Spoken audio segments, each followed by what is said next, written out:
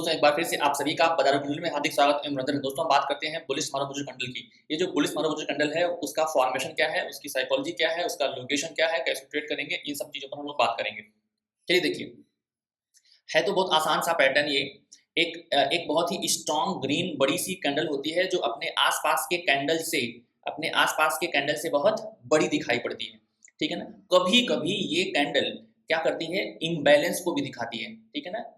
कभी कभी ये जो कैंडल है वो इम्बैलेंस को भी दिखाती है। अच्छा, जरा इस चीज को समझिए क्या है। इस कैंडल के जो ऊपर में और जो नीचे में, यहाँ जो टेल होती है और यहाँ जो विक होता है ना, इसको भी आप विक बोल सकते हैं, उसमें कोई भी विक नहीं होता। पहली बात तो ये, यहाँ पर कोई विक नहीं होता। ये कैंडल बिग इन साइज होती है, साइज में बहुत बड़ी होती है। ठीक है ना। कैंडल में क्या होता है, बिग इन साइज, उस साइज में बहुत बड़ी होती है।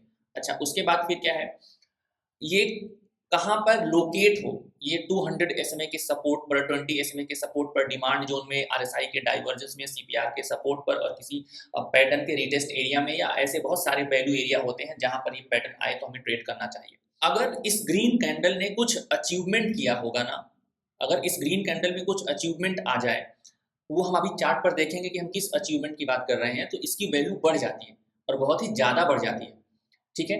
इसकी साइकोलॉजी क्या है, किसी किसी वैल्यू रीजन में आने के बाद वहां पर एक अचानक से, ठीक है ना, किसी पेंडिंग ऑर्डर की वजह से, नए बायर्स के ऐड होने की वजह से, सेलर्स के प्रॉफिट बुक करने की वजह से एक बहुत ही स्ट्रॉन्ग ग्रीन कैंडल बनती है, इम्बैलेंस बनता है। और हो सकता है यहाँ पर जब कैंडल बने तो यहाँ पर सस्टेन करे तब ऊपर निकल जाए, या हो सकता है इसके 50% की एरिया तक आए फिर ऊपर निकल जाए। इसके दो तीन इस तरीके से मूव होते हैं और इसका एसएल बहुत कम जाता है, क्योंकि हमने इसमें क्या क्या ऐड किया है, हमने इसमें लोकेशन ऐड किया है, कैंडलस्टिक पैटर्न ऐड किया है। ठीक है। और उसके बाद हमने ये वेट किया है कि रिटेस्ट ले, उसके बाद हम इसमें एंट्री लेते हैं, तो अच्छा काम करता है। तो चलिए देखते हैं चार्ट पर कि यह कहाँ बनता है, तो कैसे बनता है, तो यह काम करे और इसका अचीवमेंट क्या है। जैसे देखिए, अगर हम चलते हैं 4 आवर्स के टाइम फ्रेम पर, तो 4 आवर्स के टाइम फ्रेम पर ये हमारे पास क्या है, डिमांड जोन है।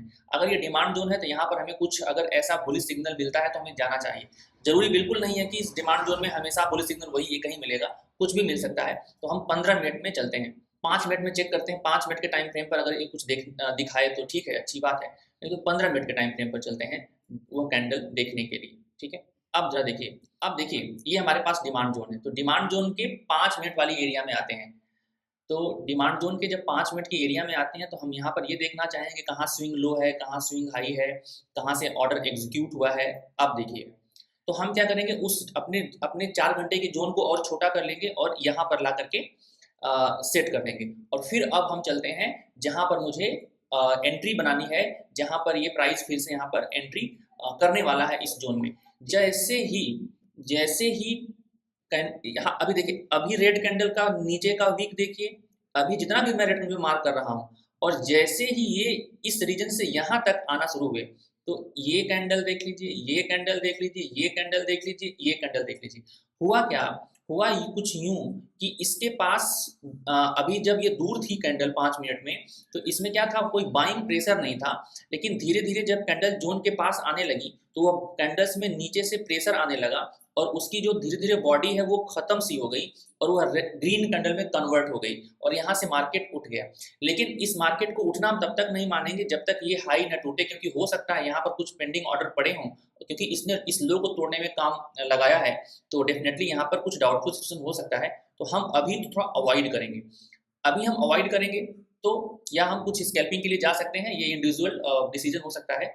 अब जरा देखिए हुआ क्या कि ठीक है, मार्केट में देखिए अभी तक ग्रीन कैंडल की जो साइज है उतनी बड़ी तो नहीं है, ठीक है, लेकिन जैसे ही वो इसके हाई को ब्रेक करके नीचे फिर आए, मतलब क्या, मतलब ये कि इन्होंने क्या किया, इन्होंने इस एरिया में जितने भी पड़े हुए एसएल थे, और इसके नीचे भी यहाँ पर जितने भी पड़े हुए एसएल थे, अगर मैं आपको दिखाना चाहूँ लाइन ड्रॉ करके, तो इस चीज को देखिए कि यहाँ पर क्या हुआ है।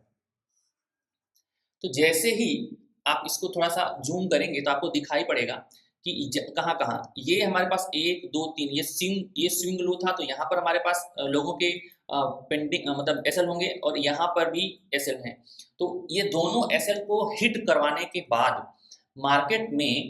मार्केट में जो भी चीजें हो रही हैं, अब वो वैल्यू उसमें देखने को मिलेगी, ठीक है ना।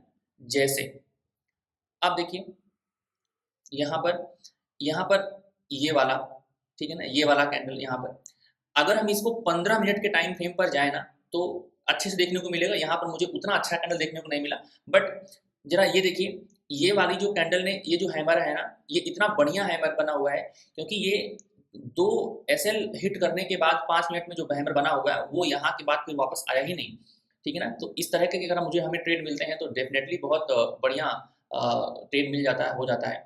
अब जरा देखिए अब क्या होता है इसमें, अगर मैं चलता हूँ 15 मिनट के टाइम फ्रेम पर, तो 15 मिनट, यही जो कैंडल है ना, यही जो कैंडल मिल करके 15 मिनट के टाइम फ्रेम पर क्या हो जाएगी, 15 मिनट के टाइम फ्रेम पर हो जाएंगे ये लोग मारुबोजू कैंडल। अब जरा देखिए यहाँ पर हमारे पास एक बड़ा सा हैमर देखने को मिला, जो सारी कैंडल थी वो सारी मिल गई 15 मिनट के टाइम फ्रेम पर।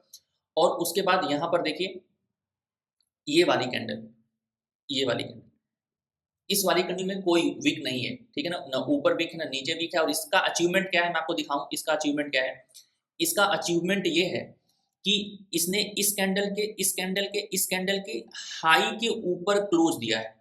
इसका मतलब है ये 15 मिनट का टाइम फ्रेम है, तो 15 2 30 45 मिनट की जो ट्रेडिंग है उसमें जो लोगों के हाई पर एसएल रहे होंगे, इस कैंडल ने निगल लिया है। और यहाँ पर भी दिखाई पड़ रहा है, तो यहाँ से प्रेशर दिखाई पड़ रहा है कि यहाँ से बाइंग प्रेशर आने वाला है। तो इस तरीके के जो हमारे पास मारुबोजू के पैटर्न होते हैं ना, वो बहुत अच्छा काम करते हैं। हमें ये देखना होता है कि उसमें उसने अचीवमेंट क्या है किया है, उसमें लोकेशन कहाँ की पड़ी हुई है, क्या ऐसे कहीं कहीं भी बन गया तो हमने ट्रेड कर लिया, तो हम इसको थोड़ा सा अवॉइड करते हैं। और वैसे ही बड़े टाइम फ्रेम पर कम बनता है, छोटे टाइम फ्रेम पर बहुत मल्टीपल टाइम्स देखने को मिलता है, और इसमें बहुत सारे फ्लॉज होते हैं, बहुत सारी कमियां होती हैं, ठीक है। तो आई होप आपको बात समझ में आई होगी कि अचीवमेंट क्या है, मारुबोजू कैंडल क्या है।